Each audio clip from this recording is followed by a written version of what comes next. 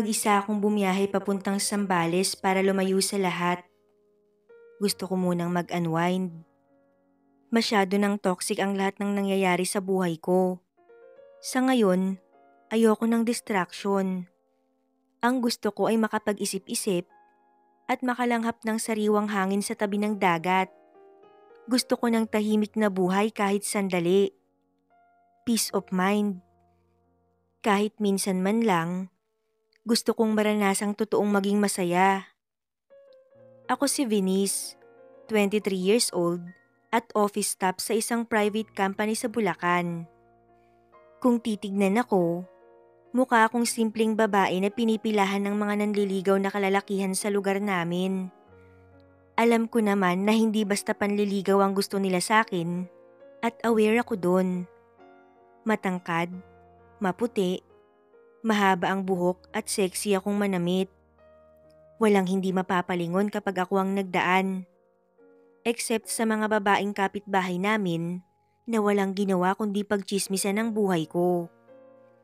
Nakasandal ang ulo ko sa bintana ng bus habang tinatanaw ang mga tanawin na nakikita ko habang nakasalpak ang earphone sa tenga ko.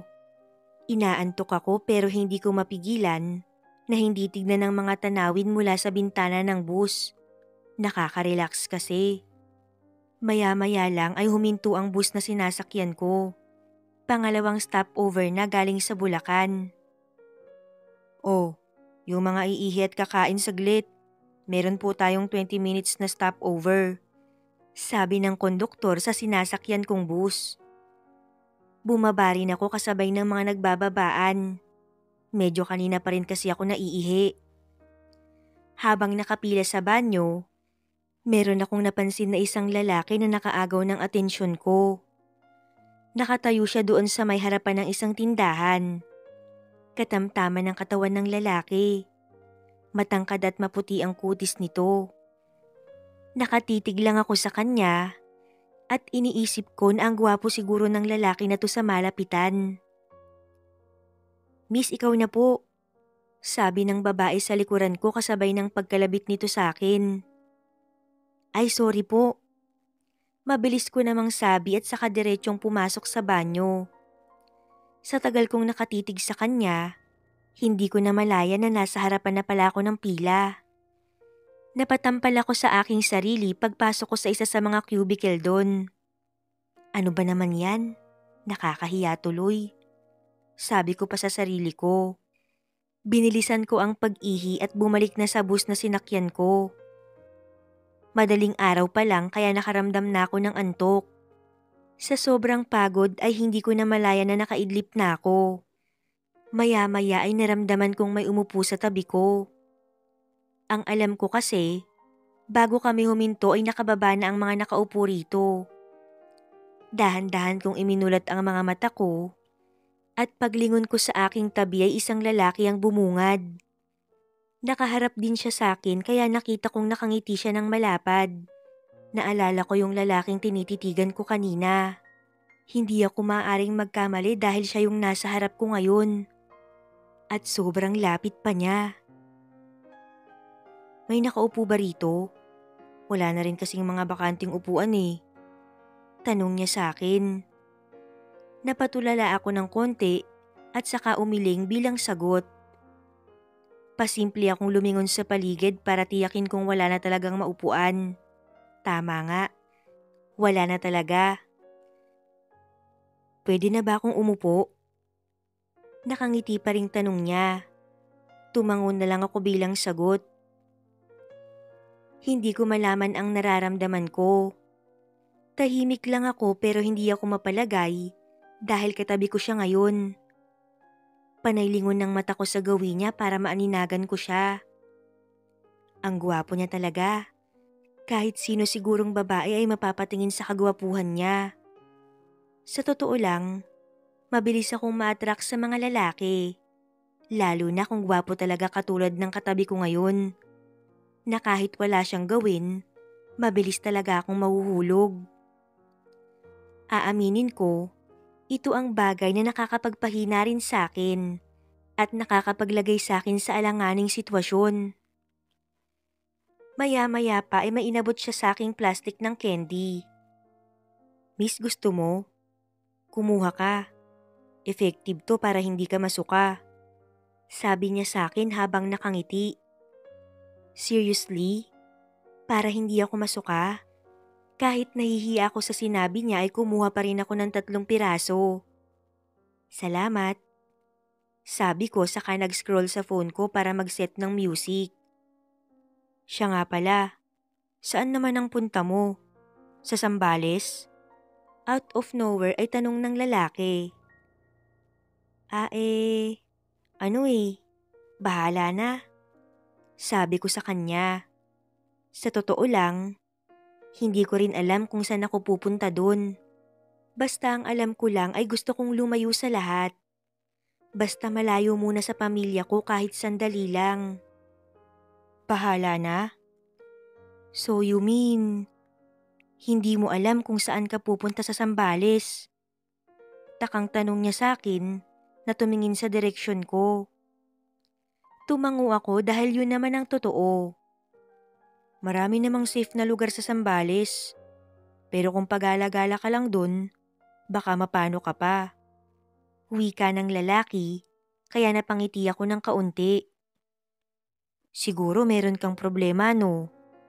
Biglang tanong niya sa akin. Napalingon ako sa kanya at napabuntong hininga. Hindi ko alam kung tama ba na maglabas ako ng sama ng loob sa isang tao na hindi ko pa alam ang pangalan.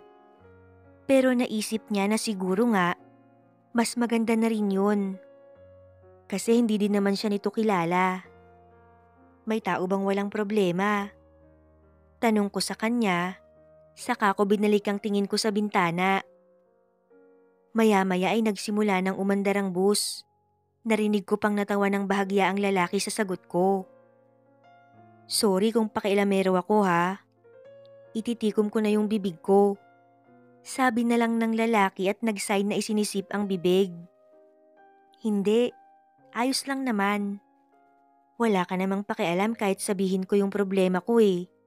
Hindi mo naman ako kilala. Sabi ko dahil yun naman ang totoo. Love life? Biglang tanong niya kaya napangisi naman ako. Love life talaga? Napapailing-iling kong wika. Hindi na pala ako magtatanong no? Kasi mukhang family problem. Nakatawang sabi nito. Matagal kaming natahimik at hindi nag-imikan. Para na akong nagiging komportable sa katabi ko kahit hindi ko pa siya kilala. Maya-maya pa ay huminto ang sinasakyan namin dahil may mga umakyat na vendors. Hindi ako mahilig na bumili sa mga umaakyat sa bus or kahit sa terminal pa yan dahil hindi ako masyadong mahilig sa pagkain. Lihim na lang akong natawa nang may huminto sa tapat ng inuupuan namin. Dahil lahat ata nang pumunta at mag-alok sa lalaki ay nabilhan niya at iba't ibang klase pa. Hindi ko mawari pero lalo yata akong na-attract sa katabi kong ito. Lalo na kapag nagtatama ang mga siko namin. Maya-maya inalok niya ako ng mga binili niya pero tumanggi ako. Ay sorry, hindi pa pala ako nagpapakilala sa'yo. Ako nga pala si Mike. Sabay lahad ng kamay nito sa akin. Tiningnan ko ang kamay nito at napansin ko na makinis ang kamay niya. Guwapong-guwapo sa paningin ko. Lalaking-lalaki ang dating.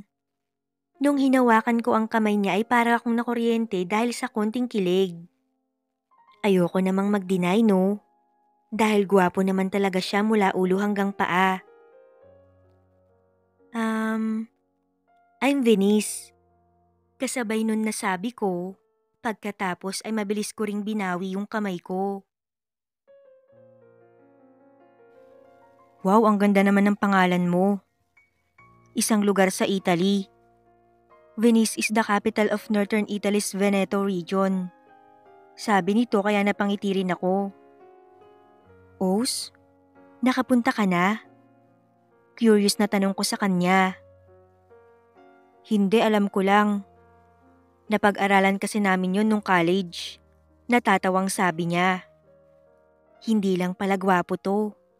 Matalino pa at halatang may sense of humor. Tumagal pa ang biyahe at oras, unti-unti na rin akong nagiging komportable kay Mike.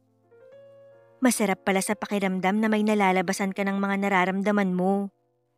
Yung hindi ka huhusgahan kung ano man ang mga pagkakamaling nagawa mo. Yung kayo lang ang magkakaintindihan. Yung panay ka ng kwento at merong nakikinig sa'yo. Nung nagsimula namang magkwento si Mike, sobrang humanga ako sa kanya dahil magaling siyang magkwento. Kaya napatulala na lang ako habang nagsasalita siya. Tinitigan ko bawat detalye ng mukha niya.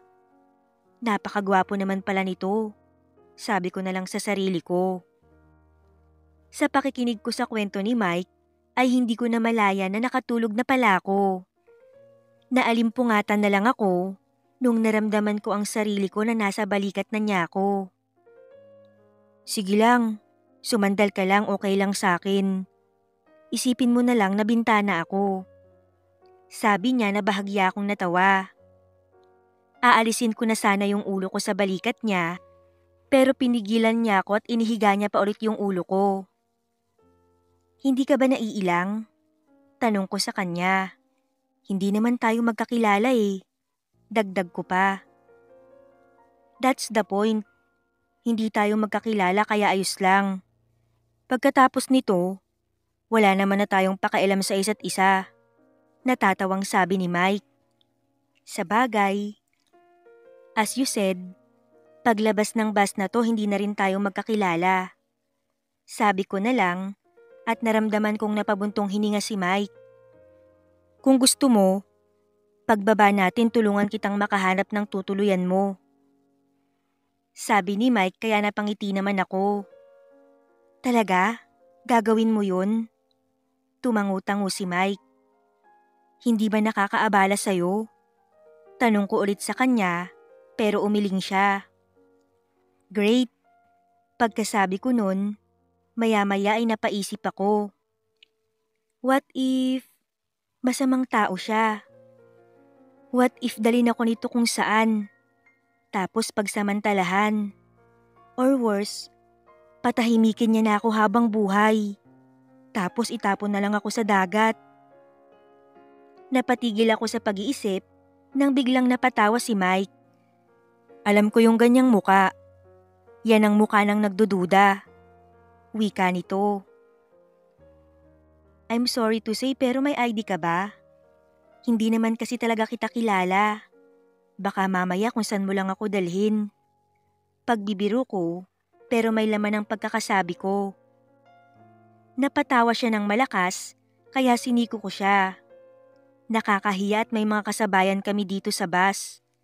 Maya-maya inilabas niya na yung mga IDs niya. Tiningnan ko lahat yun. Pagtingin ko sa mga IDs niya, napahanga niya pa akong lalo. May-ari pala siya ng isang bookstore sa Manila. At halata rin sa mga IDs niya na may sinabi siya sa buhay. So ngayon, pwede mo na ba akong pagkatiwalaan? Tanong niya sa akin habang nakangiti pa rin. Hindi pa rin. Hindi pa rin naman kasi kita kilala. Pabiro kong sabi sa kanya. Makalipas ang ilang oras, nakatulog ako at nagising na lang ako nang nakarating na kami sa Zambales. Pero biglang lumakas ang kaba ng dibdib ko nang pagmulat ko ay wala na si Mike sa aking tabi. Napamura ako nang makita ko na wala na rin ang mga gamit ko. Mabilis akong bumaba at nakipagsiksikan para tignan siya. At nakita ko siya sa baba ng bus na naglalakad. Mabilis akong tumakbo palapit sa kanya. Sinuntok ko siya sa braso para malaman niya na mali ang kanyang ginawa. Uy, ano ba? Saan mo ba dadalhin yung mga gamit ko? Inis kong tanong sa kanya. Itatakbo ko sana kaso gising ka na pala. Biro pa nito sa akin. Akin na nga yung bag ko. Kunwari ay galit kong wika sa kanya, sabay agaw ng bag ko. San ba tayo pupunta? Dagdag kong tanong. Maghahanap ng matutuluyan, di ba? Sagot ni Mike, kaya napatango na lang ako. Pagkatapos ay nauna na siyang naglakad, kaya tahimik ko siyang sinundan. Sa ilang oras naming paghahanap ng matutuluyan ko, natagalan kami dahil puro occupied ang napupuntahan namin. Nakarating kami sa isang semi-private resort at doon kami dinala sa malapit na mismo sa dagat. Nakakamangha yung view. Tanging alon ng dagat ang maririnig mo, malayo sa city na puno ng ingay ng mga sasakyan. Saktong-sakto ang lugar para sa mga gusto ng peace of mind. Kumuha ako ng isang kubo na maliit lang, habang si Mike ay yung medyo malaki naman. "Hindi po ba kayo magkasama sa isang cottage?" tanong ng receptionist. "Ah, hindi po." Ako na ang sumagot. "Napagkamalan ata tayong mag-on." Bulong ni Mike sa akin, kaya siniko ko naman siya. Sapat na para maramdaman niya yung sakit. Maya-maya lang ay ginaid na kami papunta sa mga cottages namin. Yung magkatabi lang ang pinili ni Mike para kapag kailangan ko daw ng makakausap, kakatok lang ako sa pinto ng cottage niya. Pagdating ko ng kwarto, inayos ko na kaagad ang mga gamit ko. Hindi ko na malayan na inabot na ako ng dilim dahil doon.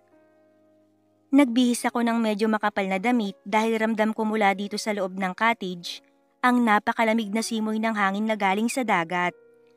Pagbukas ko ng pinto ay nasa labas ng cottage niya si Mike na may bote ng alak sa harapan niya na nasa mesa. Nakita niyang nakatingin ako sa kanya, kaya inalok niya ako sa pamamagitan ng pagtaas na inkan na alak habang nakangiti ito. Ano pa nga ba? Mukhang masaya naman siyang kabanding kaya lumapit na rin ako. Umupo ako sa harap ng lamesa habang siya naman ay nasa kabila. "Umiinom ka pala?" tanong ko pagkalapit ko kay Mike. "Oo naman. Ikaw?" balik tanong niya sa akin. "Umiinom din naman ako, pero minsan lang," sagot ko sa kanya. "Ilang taon ka na ba?" tanong niya ulit sa akin. 18. Maikli ko namang sagot. At pagkasabi ko ng edad ko, biglang nasamid si Mike. "Seryoso ka?" dudang tanong nito. "Bakit? Mukha ba akong matanda na? Ano sa tingin mo?" Iritableng sabi ko sa kanya. "Hindi naman. Sa totoo lang, nagulat ako. Kasi ang akala ko magkasing edad lang tayo. Matured ka lang palang tignan." Natatawang sabi ni Mike. "Makatawa ka naman dyan. Bakit? Ilang taon ka na ba?" Curious kong tanong sa kanya. Tumungga muna si Mike ng alak bago ito sumagot. 24. Wika ni Mike, pagkatapos ay dinilaan ng labi na may naiwang alak. Kaya naman napalunok ako ng laway. 24? So 6 years ang pagitan ng edad namin. Mas lalo tuloy akong nagwapuhan sa kanya. Ganyan kasi kay Mike ang gusto ko. Yung mas matanda pa ang edad sa akin. Mas naa-attract ako sa mga matured na lalaki. Para sa akin ay mas challenging yun. "May girlfriend ka na ba?" Maya-maya ay wala sa sariling naitanong ko. Halata sa itsura ni Mike na nagulat ito sa tanong ko. Dahil napatulala ito at matagal bago nakasagot. Bigla tuloy akong nahiya. Hindi ko naman sinasadyang yun ang lumabas sa bibig ko. "Wala akong girlfriend. Matagal nang wala. Di sana kung meron, siya ang kasama ko ngayon." Sagot naman ni Mike, sabay inom ng alak na hawak niya. "Malay mo naman kung trip mo lang ang mag-isa, no?" Pairap na wika ko sa kanya. Pero sa totoo lang ay parang nakaramdam ako ng tuwa sa sagot ni Mike. "Naku, kung meron man, sinasabi ko sa'yo, hindi ko yun ihiwalay sa tabi ko." Natatawang wika ni Mike. Hindi ko tuloy alam kung seryoso ba siya sa sinasabi niya o pinagtitripan niya lang ako. Ikaw?" balik tanong niya sa akin. "Wala rin. Pero marami na akong naging boyfriends at lahat sila hindi nagtatagal. Sagot ko naman sa kanya. Bakit naman? Curious na tanong ni Mike. For fun lang. Diretsyong sabi ko sa kanya, kaya tumangutango naman si Mike. Samahan na kita ha. Alam ko namang nakakalungkot uminom mag-isa eh. Nakangiting wika ko, pagkatapos ay kumuha na ako ng beer sa table, saka umupo at tumungga rin. Ilang oras ang lumipas. Marami kaming napag-usapan tungkol sa mga buhay-buhay namin. At dahil doon ay gumaan na ang loob ko kay Mike. Dahil na rin sa konting tama ng alak, napunta kami sa kwentuhan na may halong dirty talk. Kung may chance kang humalik ng babae ngayon, hindi pa natatapos ang tanong ko nang sumagot si Mike. You, yes ikaw. Sabi niya na nakatingin ng diretso sa akin. Hindi ko na alam ang gagawin ko. Ang alam ko lang ay nahuhulog na talaga ako kay Mike. Napanganga na lang ako at hindi na ako nakapagsalita sa sinabing yun ni Mike. Pinagmasdan ko siyang mabuti. Halata sa itsura niya na talagang gusto niya akong makasama ngayong gabi. Kahit gusto kong pigilan ang naiisip kong mangyari, na-excite naman ako. Gusto kong maganap yun kahit nakakikilala lang namin. Wala na akong pakialam kahit hindi ko pa siya ganun kakilala. At dahil nga mas malakas ang tawag ng laman, hindi na ako nag-isip pa at bumigay na lang sa gustong mangyari ni Mike. Natagpuan ko na lang ang sarili ko na bumibigay sa mga kilos ni Mike at walang sinabi ang simoy ng hangin sa init na nararamdaman namin para sa isa't isa. At inilabas namin ang init na yon buong magdamag. Aaminin ko na marami na akong natikmang lalaki kaya hindi na bago sa akin ang ganito. Pero ngayon, parang may kakaiba sa pakiramdam ko. Parang may nagliliparang paru-paro sa sikmura ko at pakiramdam ko ay wala pa akong karanasan. Bawat haplos ni Mike ay talaga namang nagpapanginig ng laman ko. Ibang-iba si Mike sa mga lalaking nakasama ko. Nabakbakan agad ang gustong mangyari. Si Mike ay mahabang romansa muna ang pinalasap sa akin. Pinasabik niya talaga ako ng husto. Kaya bawat sandali na kasama ko si Mike, talagang nag-enjoy ako at sa totoo lang, parang ayaw ko nang matapos ang sandaling yun. Nagising na lang ako nakatabi ko sa higaan si Mike. Bumangon ako sa kama at dinampot ang lahat ng damit na nakalimutan kong isuot. Napangiti ako nang makita ko si Mike na mahimbing pa rin na natutulog. Sa lahat kasi ng nakasama ko sa kama, kay Mike lang ako na-attach ng ganito. Mabilis akong bumalik sa higaan nang may ma-realize ako. Hindi pwede. Hindi pwede to. For fun lang yun. Pilit kong sinasabi sa utak ko na kahit na nung may nangyari sa amin ay naramdaman ko namang talagang pinahalagahan niya ako. Napasabunot ako sa aking sarili dahil alam kong mabuting tao si Mike at ayaw kong mahulog sa kanya. O mahulog siya sa akin dahil ayaw ko ring matulad siya sa mga nakakasama ko sa kama. Dahil ang gusto ko lang ay ang mag-enjoy at maglaro. At alam ko sa sarili kong hindi ko deserve ang matinong lalaking katulad ni Mike. Kinaumagahan, naging normal naman ang pakikitungo namin sa isa't isa ni Mike. Pero lihim na may bigat ng dala ang dibdib ko. Sa totoo lang, nakapasyal at nakagala pa kami ng magkasama ni Mike na akala mo ay magjowa kami.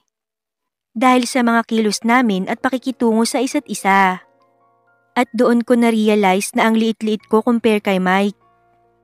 Dahil mabuting tao siya, malinis at karespe-respeto. Habang ako naman ay maituturing na playgirl sa lugar namin. At doon ako nakilala. Hindi lang yun. Kung hindi para usan pa ng mga lalaking naghahanap ng ka-one night stand sa kalagitnaan ng gabi. Nang makauwi kami ay palihim na akong nag-impake ng mga gamit ko sa cottage ko dahil balak ko nang umalis. Gusto kong iwanan dito sa Zambales ang lahat ng naganap. Between me and Mike Aalis ako ng hindi magpapaalam at tuluyan ng kakalimutan at iiwanan ng lahat.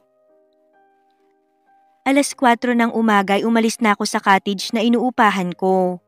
At walang lingon-lingon na umalis at tinahak ang daan palayo. Sa haba ng biyahe ay puro luha ang bumabagsak sa mata ko.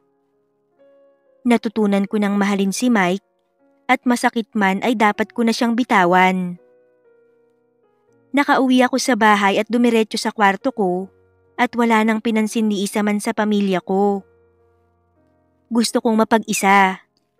Hindi ko alam kung ilang linggo o ilang araw akong nakakulong at walang gana sa lahat ng bagay.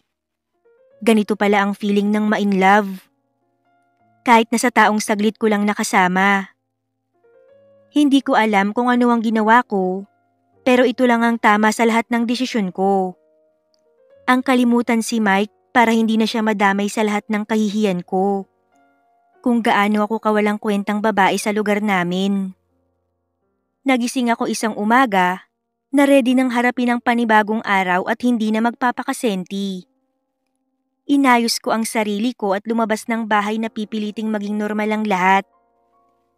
Pumunta ako sa isang resto dito sa Bulacan na hilig kong puntahan kapag bored ako. Gusto ko kasi ang view dito, kaya madalas ako rito. Nakaka-relax din at nakakapag-isip ako ng tama. Nakaupo ako sa isang bench at nakasalpak ang earphone ko habang nakatingin sa malayo. Naaninagan ko na may umupo sa kabilang side ng inuupuan ko. Pero hindi ko nalang pinansin at ninamnam ang hangin na humahaplos sa balat ko. Kasabay ng musika na napapakinggan ko. Pumikit ako at nagpatuloy sa pakikinig ng music sa phone. Matagal din akong nakapikit at nang makontento ako ay inayos ko ang aking sarili. Ito-turn off ko na sana yung sound nang maramdaman ko na nandun pa din yung lalaki na kanina pa nakaupo. Kaya naman nilingon ko siya saglit. Laking gulat ko nang makilala ko kung sino yun. Biglang nangilid ang mga luha ko nang napalingon ako sa kanya. Sigurado ako na si Mike yun. Kumusta ka na? Unti-unti siyang lumapit sa akin at halos hindi ako makapaniwala nang makita ko siya ng malapitan. Anong ginagawa mo rito? Tanong ko sa kanya habang pinipigilang humagulgol. Kasabay nun ay ipinakita niya sa akin yung ID ko. Alam kong mapupunta ka rito. Nakangiting sabi niya sa akin. ID ko sa trabaho yung hawak niya. Hindi ko na malayan na naiwan ko pala. Anong ginagawa mo rito? Ulit kong tanong sa kanya. Andito ako para hanapin ka at hindi ka napakawalan pa, Venice.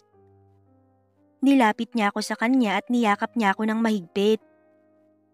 Bakit pa? Hindi mo magugustuhan kung makilala mo kung sino talaga ako. I don't deserve you. Bibitaw na sana ako sa pagkakayakap niya, pero mahigpit ang yakap niya sa akin. No matter who you are, I will choose you.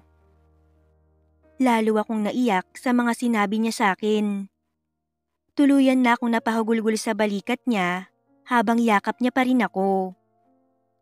Umiyak ka lang hanggang kailan mo gusto. Hinding-hindi na kita bibitawan. Hindi ko akalain na may magsasabi sa akin ito. Mahal kita, Mike. Kahit saglit na panahon lang kitang nakilala. Pag-amin ko sa kanya. Alam ko, kaya nga hinanap kita para maging masaya ka na eh. Nag-aalala ko na baka tumanda kang dalaga kapag wala ako.